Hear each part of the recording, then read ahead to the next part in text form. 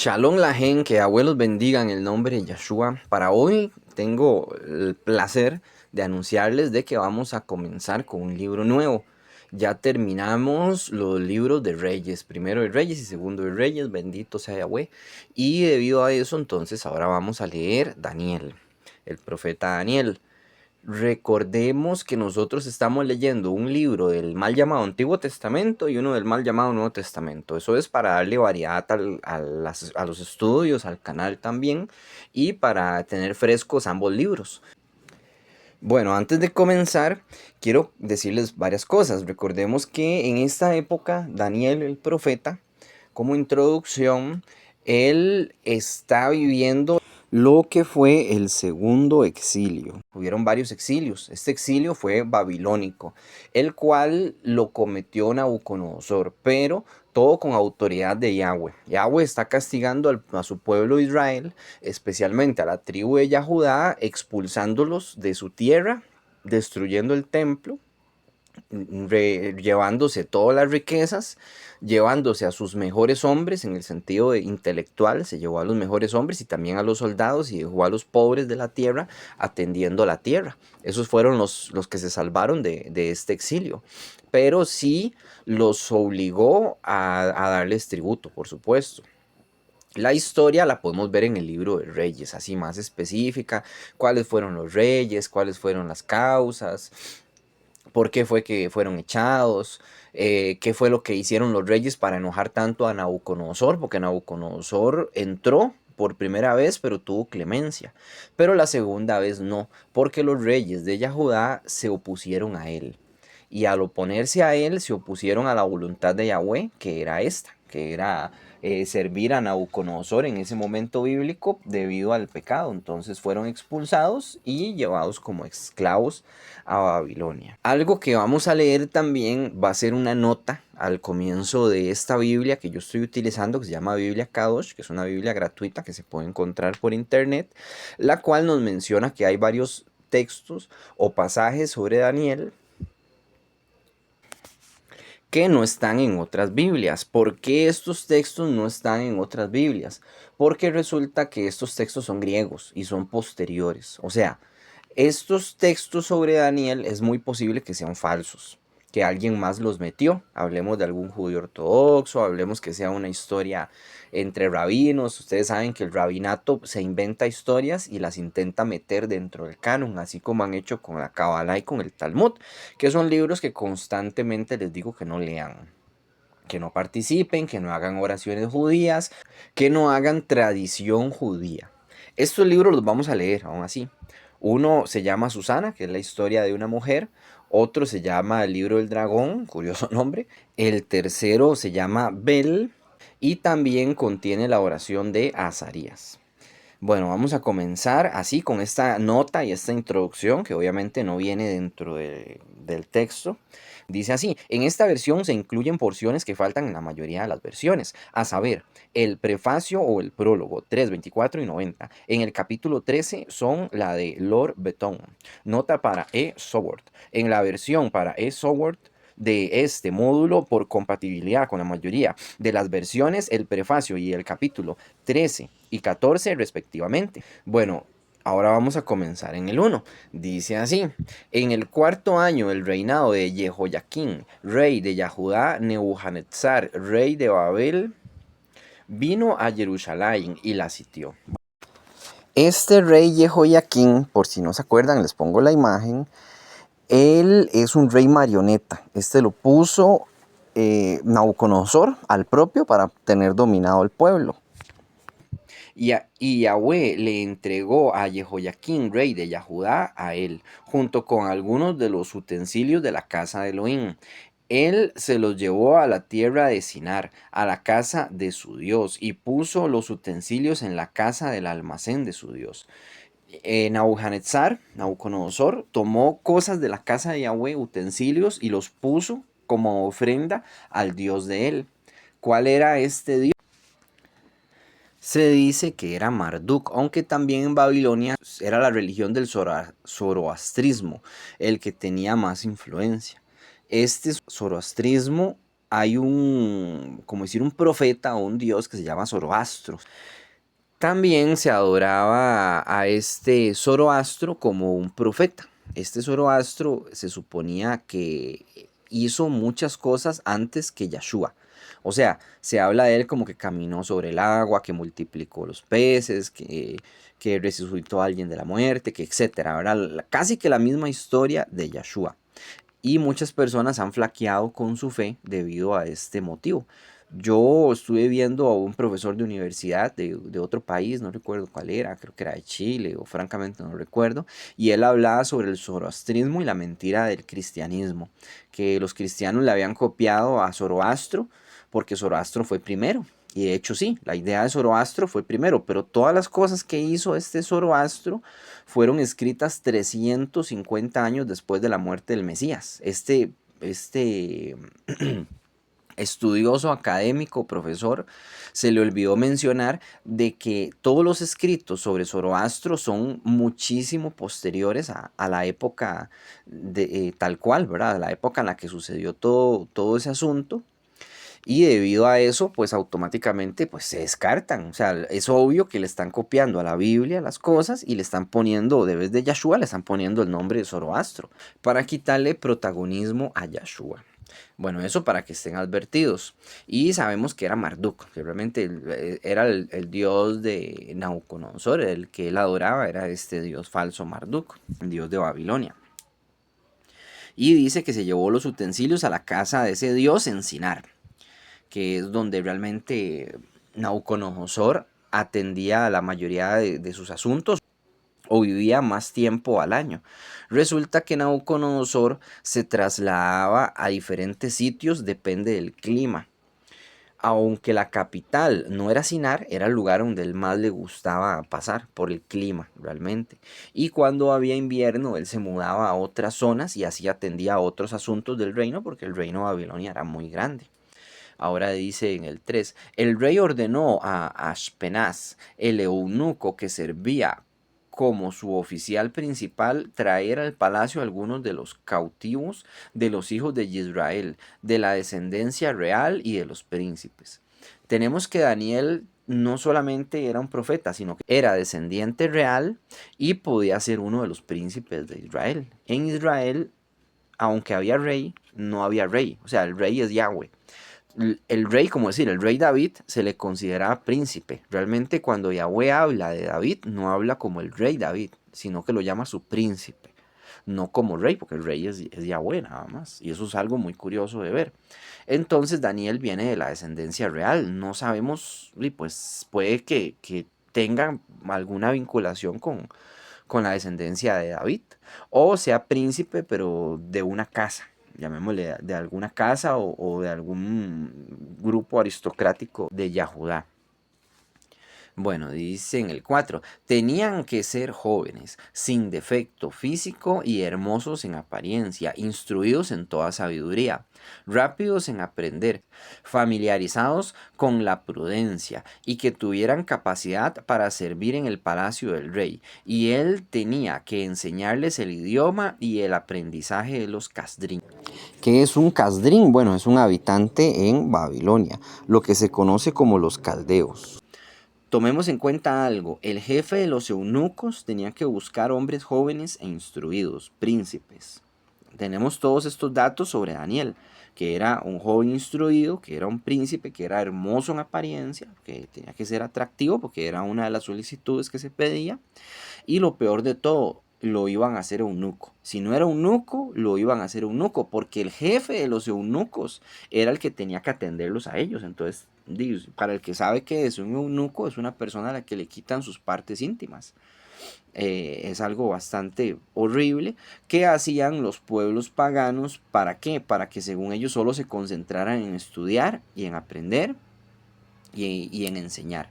Según ellos, que no tuvieran distracciones como hijos y esposa y demás, algo bastante horrible de la época, y muchas personas se dice que a veces deseaban serlo para tener esta posición política o económica tan grande y ayudarle así a sus otros familiares.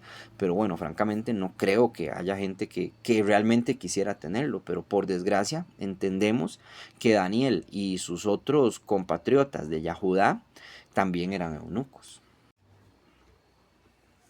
Dice en el 5, y el rey les asignó una porción diaria de la mesa del rey y del vino que él bebía, y dio órdenes de nutrirlos de esta forma por 3 años. Al final de este tiempo ellos tenían que presentarse delante del rey. Bueno, ellos tenían que ser entrenados por 3 años para después presentarse delante del rey y así ser consejeros del rey, ser escribas, ser etcétera. Ellos iban a tener puestos altos, pero lo que tenían que hacer era estudiar con este eunuco y después comer de la porción del rey para estar bien alimentados según el rey. Lo que pasa es que el rey es pagano. El rey come cerdo, come camarón, come cuervo, come avestruz, come lo que sea. A él no le importa culebra, qué sé yo, toma sangre, etcétera. Algo que está prohibido por la Torá. Daniel y sus compatriotas se van a rehusar a comer algo inmundo, porque ellos adoran tanto a Yahweh y lo adoran tan bien que se están negando a caer en este pecado. ¡Qué valentía! Porque en esta época oponerse al rey Nabucodonosor y a los deseos de quien los conquistó y los está ahora pues martirizando, ¿verdad? Los está tomando como esclavos, es morir, así tal cual. Pero Daniel va a ser valiente y bueno, primero con el favor de Yahweh, porque Yahweh es el que nos ayuda en todo. Cuando uno se propone algo a pesar de las dificultades, de la gente que lo impide, de los enemigos, Yahweh es el que nos da la victoria y se la va a dar a Daniel también y a sus compatriotas por fieles, por su fidelidad, por su corazón. Dice en el 6, entre ellos de los hijos de Yahudá estaba Daniel, significa juez de mi Elohim o juez de Elohim.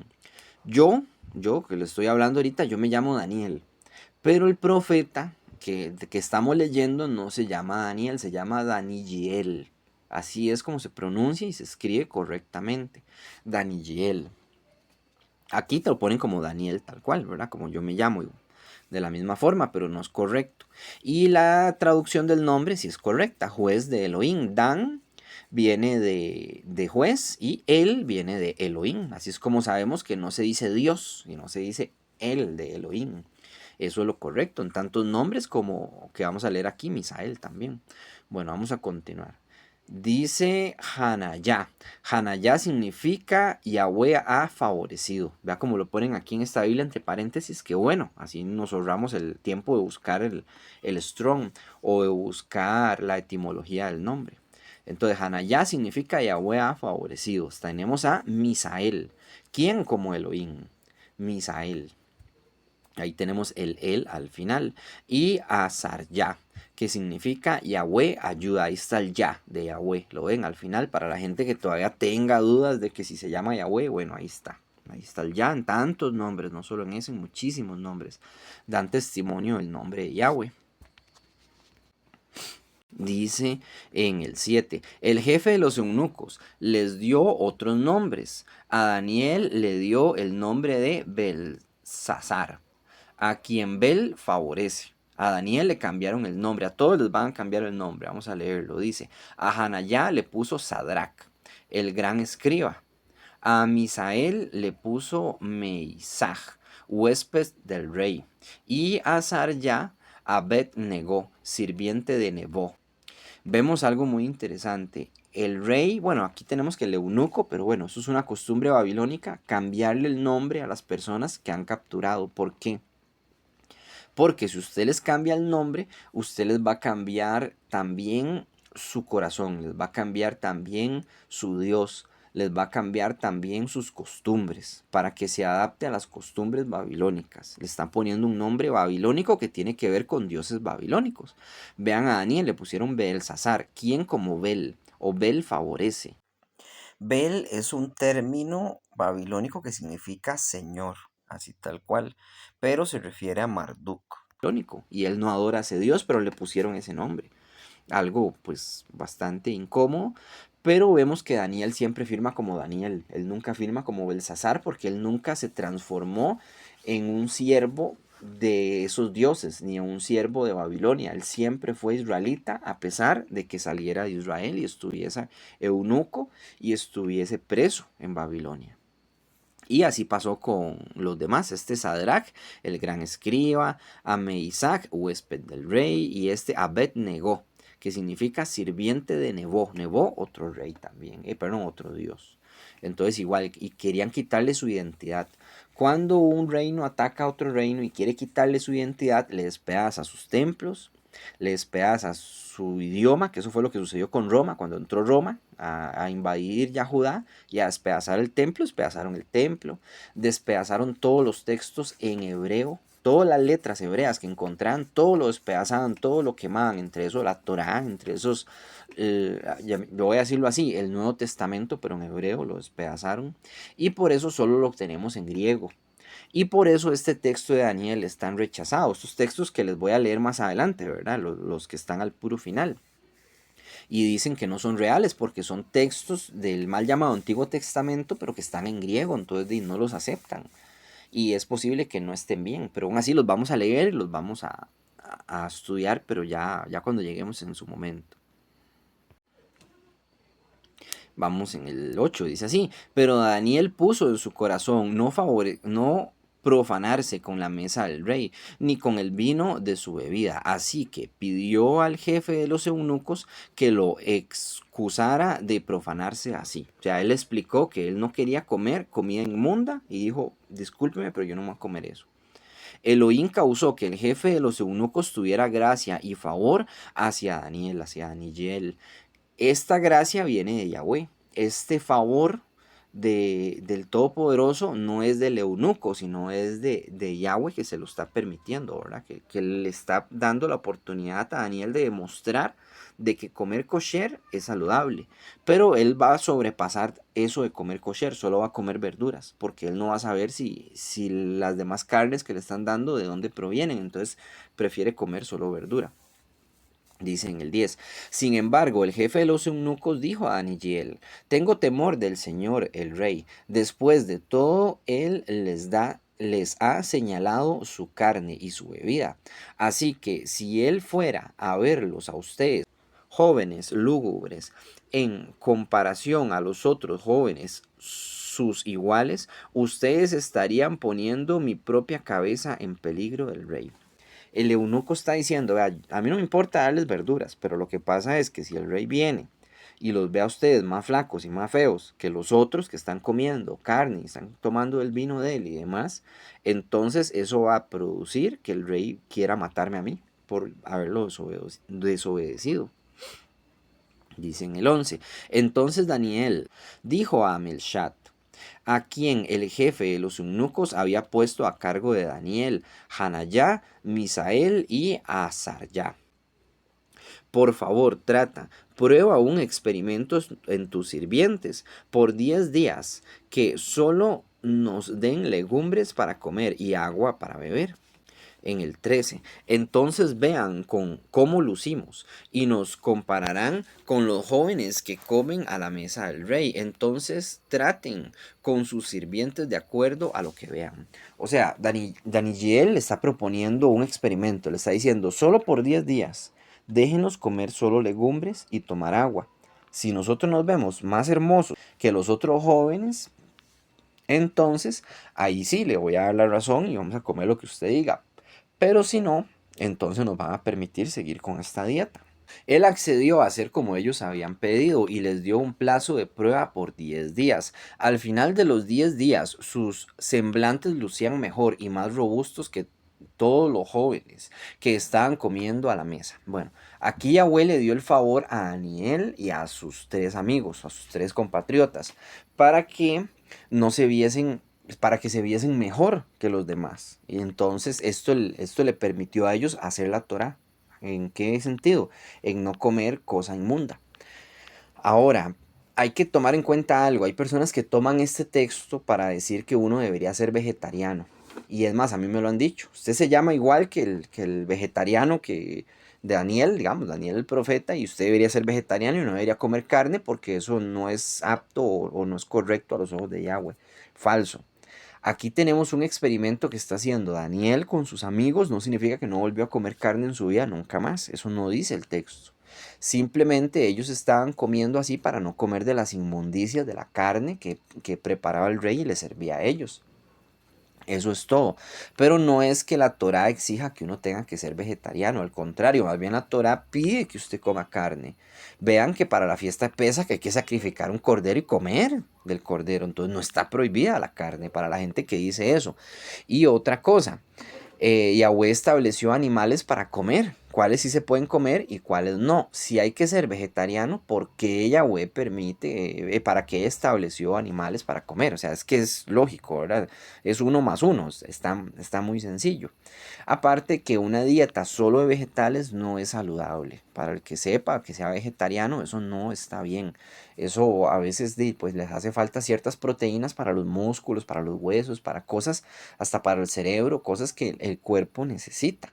Y muchos vegetarianos se ven obligados a tomar cierto tipo de suplementos para no estar tan cadavéricos, ¿verdad? Porque no es saludable, como les dije al principio. Ahora vamos al 16, dice así. Así que Amelsat les quitó la comida y el vino que se suponía que bebían y les dio legumbres.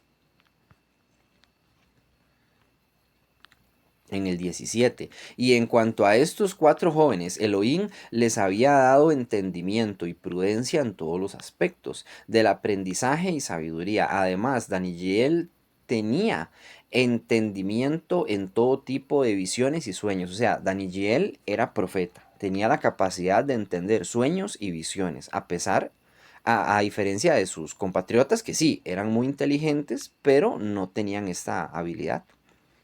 Dice en el 18, y al fin de los días, después de los cuales el rey había dado órdenes de traerlos, el jefe de los eunucos los trajo y los presentó a Nabucodonosor. En el 19, y cuando el rey habló con ellos, ninguno fue encontrado entre todos para compararlos a Aniel, Hanayá, Misael y Azarya. Así que se unieron al servicio del rey. Tenemos que estos cuatro llegaron a ser más y mejores que cualquier otro hombre en el reino, más inteligentes, con más prudencia. La prudencia vale muchísimo también, más en una corte, en un lugar tan peligroso, una corte de un pagano como Nabucodonosor, acostumbrado a la guerra y a la violencia. La prudencia, bueno, es el pan de todos los días, ¿verdad? Esto les dio muchas ventajas a ellos y Yahweh también les dio una bendición especial. Ahora vamos a leer en el 20. Dice, y en todas las cuestiones que requerían sabiduría y conocimiento, cuando el rey les consultaba, él los encontraba 10 veces más sabios que todos los hechiceros y encantadores de todo su reino. En el reino habían hechiceros y encantadores. Estos también hacían papel, aparte de decir sus tonterías y sus hechizos y sus conjuros de protección y etcétera. Ellos también hacían papel de consejeros muchas veces. Y aquí tenemos que estos cuatro que acabamos de mencionar tenían más importancia que estos hechiceros y sus encantadores porque Yahweh les da la sabiduría. O sea, la sabiduría viene de Yahweh. Una persona mala que no camina con Yahweh no puede ser sabia.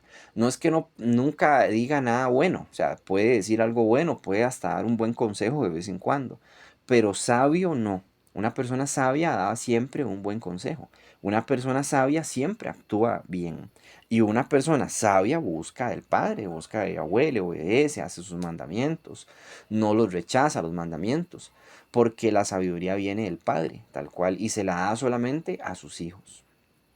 Esto es importante entender. Y ya para finalizar en el 21, así que Daniel continuó hasta el primer año del rey Koresh. Ok, este Koresh, que es Ciro, vamos a leerlo después. Ciro va a ser el que sustituya a Nabucodonosor mucho más adelante. Falta muchísimo para llegar a Ciro. Pero sí se nos está adelantando de que Daniel vivió todo el tiempo de Nabucodonosor, ¿verdad? Y llegó hasta el rey Ciro. El rey Ciro no va a gobernar Babilonia en sí. Realmente el reino de Ciro va a ser otro reino más. O sea, va a ser un reino que va a sustituir al reino de Babilonia y va a ser más grande y más poderoso. Bueno, entonces ya para terminar con el capítulo, vamos a darle gracias a Yahweh con una oración. Bendito seas, Padre Yahweh, por este estudio, por este conocimiento nuevo. Ayúdanos a terminar con este libro para aprender bastante, mi Señor, para darte gloria a ti, mi Elohim Yahweh. Bendito seas. Gracias por estos escritos tan antiguos, pero tan presentes en nuestro día a día, tan presentes que no pasan, mi Señor, que no pasan de moda, que sus consejos siguen siendo sabios, mi Abba, porque es tu sabiduría, no la sabiduría de los hombres. Por eso no caduca, mi Elohim. Padre Yahweh, te damos gracias por la vida y por la oportunidad de entrar en tu reino. Recíbenos en tu reino en el nombre de Yeshua. Amén. Ahora los voy a dejar con una canción nueva que espero que les guste mucho. Que Yahweh los bendiga en el nombre de Yeshua. Shalom, Urahot, paz y bendiciones.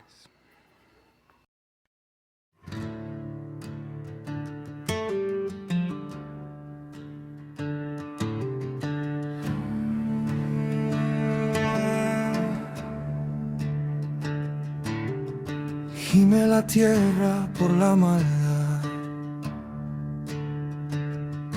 los animales sufren porque tu pueblo ignora el llamado de su pastor y ha decidido dejar de andar. El hombre llora a causa de su propia maldad. Levanta la mirada al cielo y culpa ignorante a quien no debería acusar.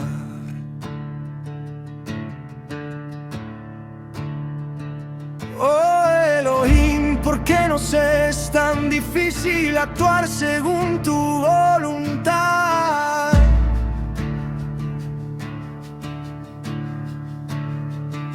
Oh mi Elohim, ¿por qué la gente ya no tiene lealtad? Oh mi Elohim, ¿por qué hemos perdido la bondad?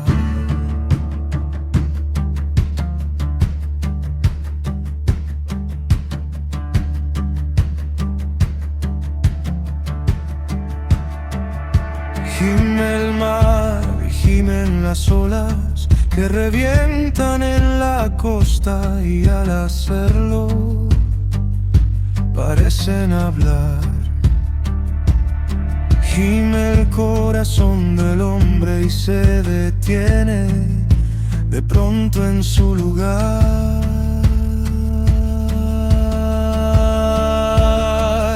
Gimen las plantas que ya no reverdecen nunca más. El glaciar parece llorar y se desvanece pagando por todo lo que no ha de pagar.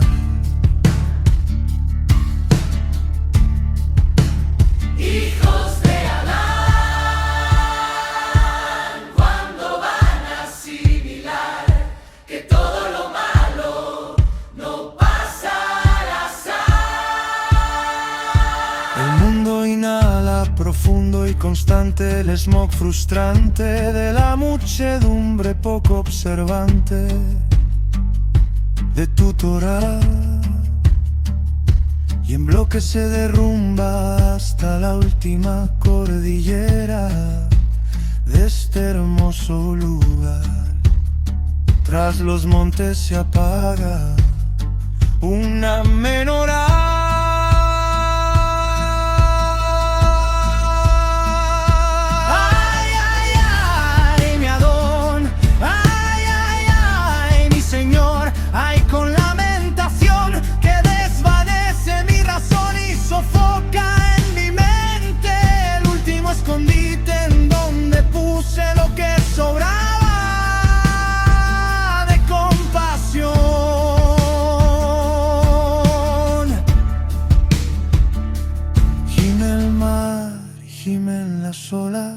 Que revientan en la costa y al hacerlo parecen hablar. Gime el corazón del hombre y se detiene de pronto en su lugar.